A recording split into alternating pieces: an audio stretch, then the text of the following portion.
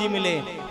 अब परीक्षित पूछते हैं कि क्या भगवान ज्यादा आयु वालों को मिलते हैं, बूढ़े लोगों को मिलते हैं? कि नहीं नहीं, 5 वर्ष के ध्रुव को भी भगवान मिले हैं, छोटे से प्रहलाद को भी भगवान मिले हैं। और कुछ लोग कहते हैं कि पढ़े लिखे को भगवान मिलते हैं, जो पढ़े लिखे हैं। तो कहा सुखदेव जी ने नहीं नहीं, अरे मीरा कौन से कॉलेज में गई थी, तुलसीदास कौन से कॉलेज में गए थे? आज उनके छोटे छोटे पदों पर डॉक्टरेट किया जाता है, पीएचडी की डिग्री की जाती है। बताओ कभी मीरा कॉलेज पढ़ने गई थी? उसको भी तो बिहारी जी मिले। अरे गजराज को भी तो भगवान मिले, उनकी कोई पढ़ाई नहीं थी।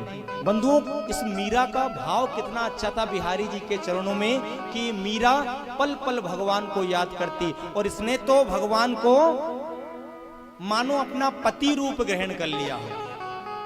जबकि मीरा का जो जन्म हुआ बड़े घराने में हुआ था बंधुओं। दूधा जी के पवित्र वंश में मीरा जी का प्रादुर्भाव हुआ। अब जब कथा आई है तो थोड़ी सुन लो आप मीरा जी की। दूधा जी के पवित्र वंश में जिनका जन्म हुआ, और मात्र एक परिवर्तन इनके जीवन में हुआ। एक बात इनको लगी। एक बार बारात निकल कर जा रही थी नगर में। मीरा ने पूछा माता ये क्या है? तो कहा कि बेटा ये बारात है। कि ये जो बीच में जो घोड़ी पर बैठा हुआ ये कौन है? बोले बेटा ये दूल्हा है। बोले मैया दूल्हा है? बोले ये दूल्हा क्या करेगा? बोले ये दुल्हन को ब्याह के घर लेकर आएगा। बोले अच्छा, तो क्या मेरा भी दूल्हा कोई होगा? मैं भी किसी के घर ब्याह कर जाऊंगी? बोले हाँ तेरा भी दूल्हा होगा। बोले कौन है मेरा दूल्हा जरा बताओ। अब माँ क्या करती? माँ ने भगवान ठाकुर जी की मूर्ति की ओर इशारा किया और कहा कि वो जो ठाकुर जी बैठे हैं ना वही तेरे पति हैं।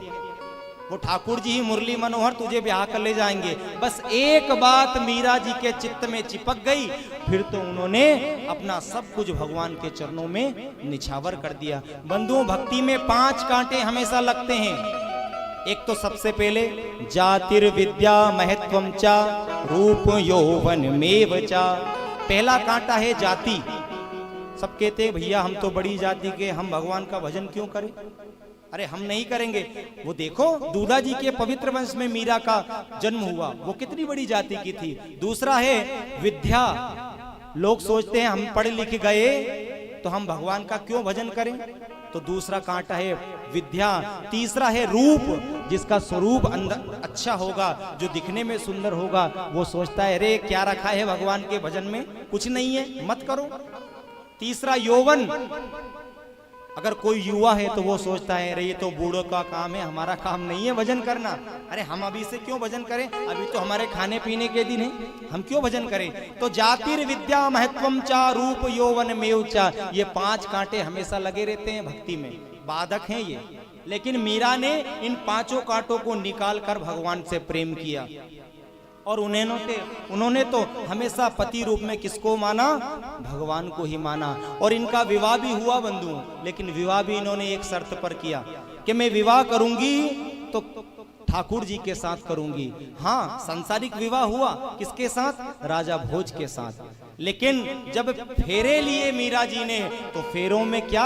ठाकुर जी की मूर्ति हाथ में रखी हुई थी। और वो तो पति जो फेरे ले रहा वो संसार का पति था, लेकिन उनके हाथ में तो जगत पति बैठा हुआ था और भगवान के साथ में विवाह कर लिया। और मीरा तो तन्मयता के साथ हमेशा गाती रहती कि मेरे तो गिरधल गोपाल दूसरो ना कोई, और जाके सिर मोर मुकुट मेरो पति सोई। किसी संत ने पूछा क्यों मीरा तू कहती है कि तेरा विवाह हुआ भगवान के साथ? बोले हाँ, मेरा तो सर्वस्व बिहारी जी के चरणों में। और कहा कि बाला मैं बेरागण होंगी, मैं तो बेरागण होंगी। रे बाला मैं बेरागण होंगी।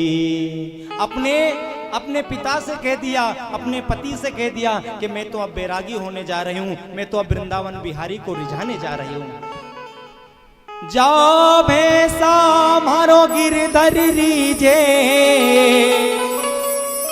जा भैंसा मारो गिरधर रीजे, मैं तो सोई भैंस धरूंगी रे बाला, मैं बेरागण होंगी। रे बाला मैं बैरागन होंगी।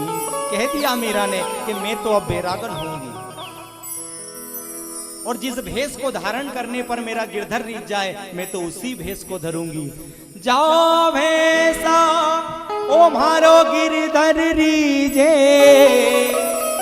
जाओ भैंसा ओ मारो गिरधर रीझे, मैं तो सोई भैंस धरूंगी। रे बाला मैं बैरागन होंगी, मैं तो अब बैरागी हूं। किसी ने पूछा कि मीरा तू कहती है कि तूने गिरधर के साथ विवाह किया है, कब किया है? तो कहा मैंने सपने में भगवान से विवाह किया है। और कहा माई माई मानू सुपना मां परण्या दीनाना, ओ दीनाना दीनाना। कहा मैंने तो सपने में विवाह किया है भगवान से। कि मीरा तूने सपने में विवाह किया है, कोई वहां पर उपस्थित था, किसी ने देखा तेरे विवाह को? बोले हाँ,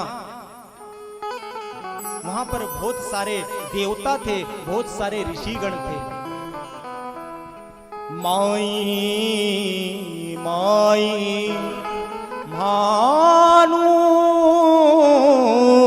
सुपना मां परण्या दीनाना, ओ दीनाना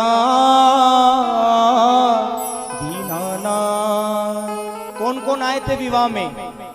56 कोटि जना पधार्या, और दूल्हा श्री ब्रजना। माई माई मानू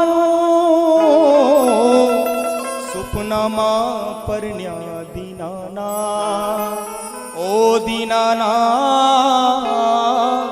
दीनाना।